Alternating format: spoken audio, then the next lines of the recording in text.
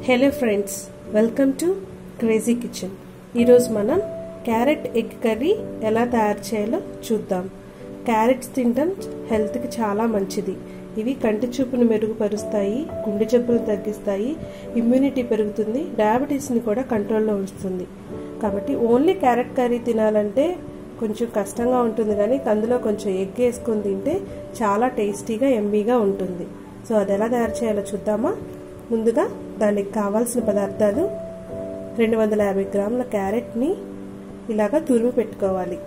అలాగే 2 ఎగ్స్ తీసుకున్నాను, కొంచెం కొత్తిమీర, కొంచెం కరివేపాకు, కొంచెం సాల్ట్, కొంచెం పసుపు, కొంచెం ఆవాలు, జీలకర్ర, అల్లం వెల్లుల్లి ముద్ద,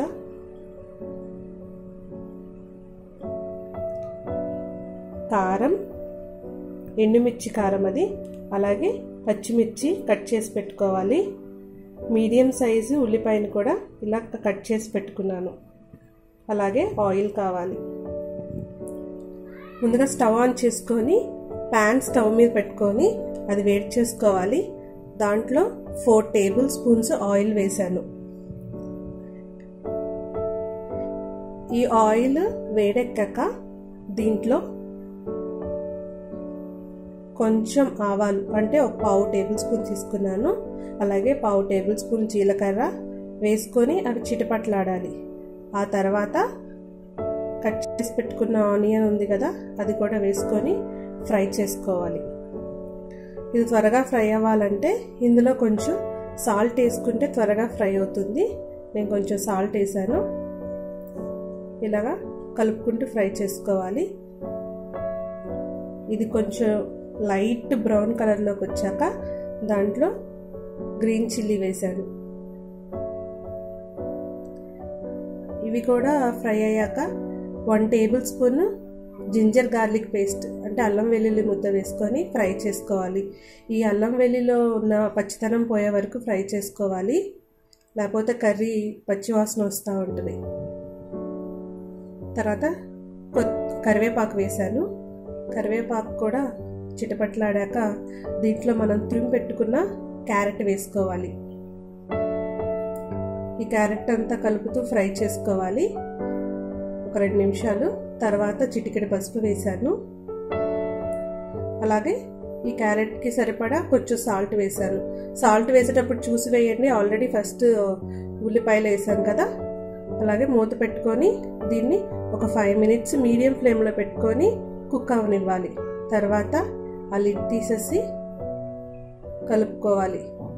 మరలా ఇంకో 5 మినిట్స్ లిడ్ పెట్టుకొని కుక్ అవనివ్వాలి. లిడ్ తీసి కలుపుకోవాలి. ఫ్లేమ్ మీడియం ఫ్లేమ్లో పెట్టుకోండి. అలాగే 1 టేబుల్ స్పూన్ కారం సరిపోతుంది. ఇంకా తినే కారం కావాలనుకుంటే ఇంకొంచెం వేసుకోవచ్చు. ఇలా కలుపుకుంటూ ఫ్రై చేసుకోవాలి. ఈ కొంచెం క్యారెట్స్ కలర్ చేంజ్ అయ్యాక దీంట్లో 2 ఎగ్స్ వేసుకోవాలి.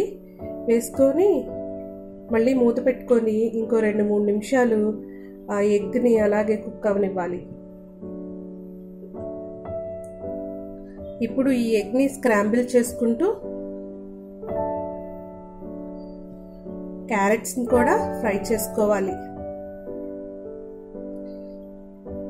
క్యారెట్ ఎగ్ ఫ్రై అయ్యే వరకు ఇలాగా ఒక 5 మినిట్స్ కలుపుకుంటూ ఫ్రై చేసుకోవాలి. అప్పుడు అది మంచిగా కుక్ అవుతుంది.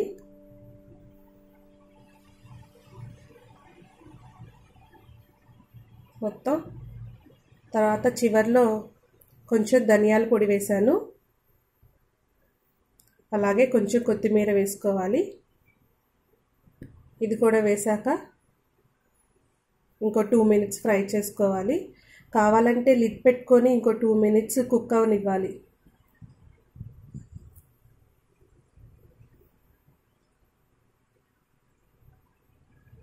చూసారా, ఇలా ఒక 2 మినిట్స్ కుక్ చేసుకుంటే సరిపోతుంది.